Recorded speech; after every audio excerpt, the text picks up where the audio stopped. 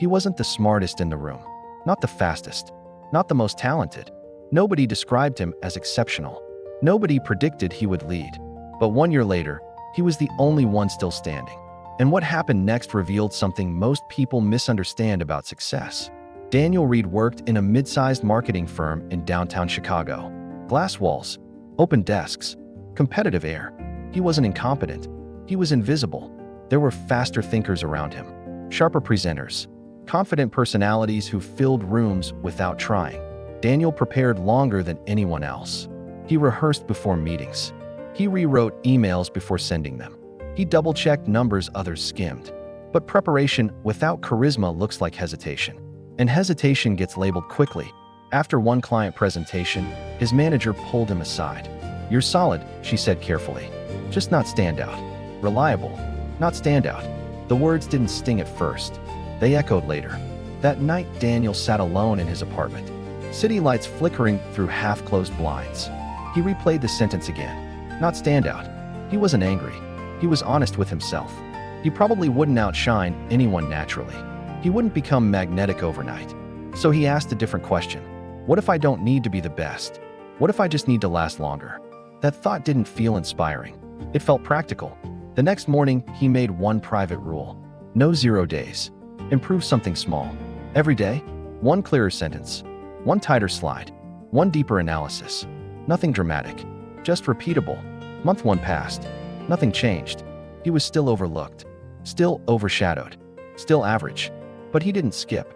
He refined. He repeated. And repetition builds quietly. By month 3, something subtle shifted. He wasn't less nervous. He was more prepared. He anticipated objections before meetings began. He memorized metrics others glanced at briefly. He practiced transitions out loud at home. Not obsessively, consistently. Others relied on talent. Daniel relied on routine. And routines survive when motivation fades. Some nights he felt foolish. Some nights he questioned the effort, especially when praise went elsewhere. But he kept the rule. No 0 days. Even when tired. Even when unnoticed. By month 5, 2 high performers had left. Brilliant minds. Inconsistent effort. Daniel stayed. Still not flashy. Still not charismatic. But stable. Stability begins to matter when pressure rises. Month 7. A major client account started declining. Performance dropped. Blame moved fast. Meetings sharpened. Daniel reviewed the data again. Then again. Then again. He traced audience behavior patterns others missed. He adjusted small variables privately. He wasn't chasing attention. He was building weight. And weight changes rooms. One evening outside a conference room, he overheard 2 colleagues whisper, "Why does he even try?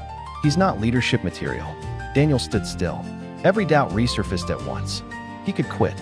He could shrink. He could accept the label. Instead, he walked back to his desk, opened his laptop, and worked anyway. That was the turning point. Month 9. The unstable client account collapsed further. The senior strategist resigned unexpectedly. Leadership panicked. Emergency meeting scheduled. Tension thick. Daniel had been studying that account for months. Not assigned. Habit. In the meeting, executives demanded solutions. Silence filled the room. Daniel felt old hesitation rising. But repetition trained him. He knew the friction points. He understood audience drop-off timing. He recognized campaign fatigue patterns. He raised his hand. Not confidently. Steadily. He explained the data calmly. Proposed controlled pivots. Suggested sequencing changes. Answered objections before they formed. He wasn't brilliant. He was prepared. And preparation looks like brilliance to the unprepared. The room shifted. Executives leaned forward. Questions came. Daniel responded clearly, because he had rehearsed those responses privately dozens of times. 2 weeks later, metrics stabilized. Client trust returned gradually. Revenue aligned again. His manager called him in. "I misjudged you," she admitted. "You weren't the best when you started. But you're the most dependable thinker in this department." Dependable thinker. Not flashy. Not genius. Dependable. Promotion followed. More responsibility. Then leadership track. But the real shift was internal. Daniel stopped comparing himself to talent. He compared himself to yesterday. And yesterday was always smaller. Consistency compounds quietly, until it becomes undeniable. Winning is often delayed proof of sustained effort. It rarely announces itself early. Consistency feels slow. It feels unnoticed. It feels ordinary. But ordinary repeated becomes extraordinary. Talent creates sparks. Consistency builds foundations. Talent earns applause. Consistency earns trust. Trust earns responsibility. Responsibility builds careers. If you feel overlooked, you may be building weight. If you feel average, you may simply be early. Daniel wasn't transformed by motivation. He was shaped by repetition. Repetition rewires identity.